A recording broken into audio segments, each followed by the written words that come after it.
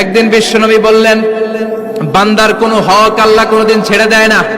আল্লাহর হক আল্লাহ মাফ করে, বান্দার হকের মাফ নাই।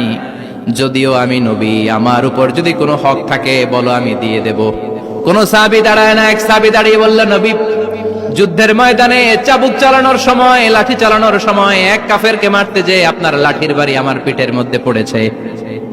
আপনি যেহেতু এই কিসাসটা আদায় করতে চান, আপনার পিঠে আমি লাঠির বাড়ি মেরে এটারে শোধবোধ করে দিতে চাই। সাইয়েদনা ওমরে ফারুক হাতের জামা এরকম পড়তে শুরু করছে, আয় এদিকে আয়, তোরে শোধবোধ করাই। বিশ্বনবী বললেন, ওমর রাখো, এটা বান্দার হক, মিটাতে দাও। বিশ্বনবী বললেন, আসো, তুমি এসে আমার পিঠে লাঠি দিয়ে চাবুক দিয়ে বাড়ি মারো।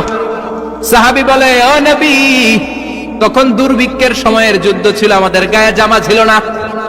যখন আপনি আমার চাবুকটা পিঠের মধ্যে মেরেছেন, আমার পিঠে তখন জামা ছিল না। আপনি যদি যথা নিয়মে কিসাসটা আদায় করতে চান, আপনার জামাটা খুলেন, খালি পিঠের মধ্যে বাড়িটা মারিস।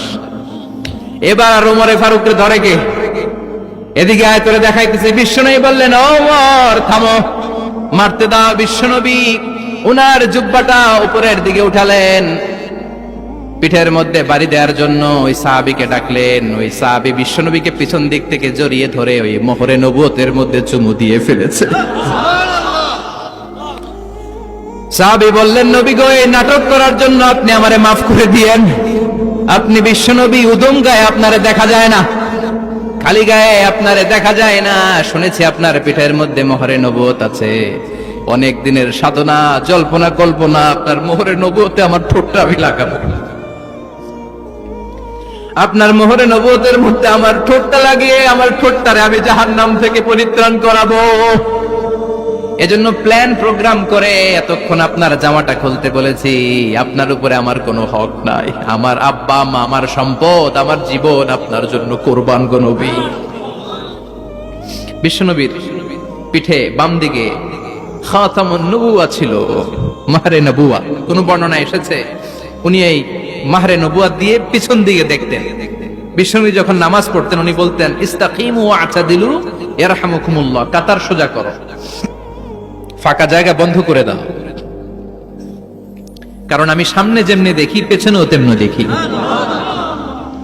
অনেকে বলেন বিশ্বনবীর পেছনে দেখতেন এই মাহরে নবুওয়াতের জায়গাটা দিয়ে। এটা ছিল বিশ্বনবীর behind CC camera, behind close circuit camera. আল্লাহু আকবার। বিশ্বনবী ছাড়া কোন নবীর পিঠে এরকম মাহরে নবুওয়া ছিল নাকি? কথা বলেন। এজন্য ওই নবীরে গালি দিলে সহ্য হয়? কথা বলেন, সহ্য হয়? আবিয়াদুল ইবতাইন, বগল ছিল শুভ্র সাদা। আমাদের বগল কি সাদা? দুর্গন্ধ, কুৎসিত, কালো, তাই না? বিশ্বনবীরটা কালো? কথা কন, শুভ্র সাদা। আমরা দোয়া করি এভাবে। বিশ্বনবী মাঝে মাঝে দোয়া করতে করতে, বৃষ্টির জন্য যখন দোয়া চাইতেন, আরাফার ময়দানে যখন দোয়া চাইতেন, দোয়া করতে করতে হাতটারে উপরের দিকে করতেন। সবাই এরকম হাত তোলেন, সবাই হাত তোলেন। বিশ্বনবী মাঝে মাঝে আবেগের চোটে এইখান থেকে হাতটা এই জায়গায় নিয়ে যেতেন। সুবহানাল্লাহ। বিশ্বনবী যখন হাত আবেগের চোটে উপরের দিকে উঠাতেন, বিশ্বনবীর বগল দেখা যেত।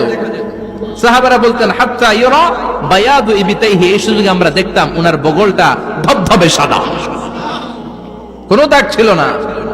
মুস্তাওয়াল জাবিন, প্রশস্ত ললাট ছিল। আসাম্মুল আনফ, খাড়া নাক ছিল। বিশ্বনবীর নাক কিন্তু বোচা ছিল না। এরকম চ্যাপটা নাকরে আপনারা কোম্পানিগঞ্জে কি বলেন? চাকমা? কি নাক? হ্যাঁ, বুসা। নাক বুসা বা বোচা। বিশ্বনবীর নাক এই চাকমা স্টাইলে নাক ছিল না, খাড়া ছিল, খাড়া নাক ছিল। সুবহানাল্লাহ পড়ো। মুফাল্লিজুল আসনান, দাঁতগুলো ছিল পরিপাটি। বিশ্বনবীর দাঁতের দিকে তাকালে, বিশ্বনবীর হাসির দিকে তাকালে মনে হতো হাসিতে যেন মুক্তা ঝরে।